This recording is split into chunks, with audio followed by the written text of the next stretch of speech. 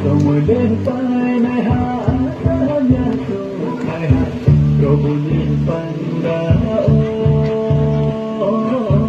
bagai tanah mayu mayu mayu robulin kecil mayu mayu mayu robulin kecil mayu mayu mayu mayu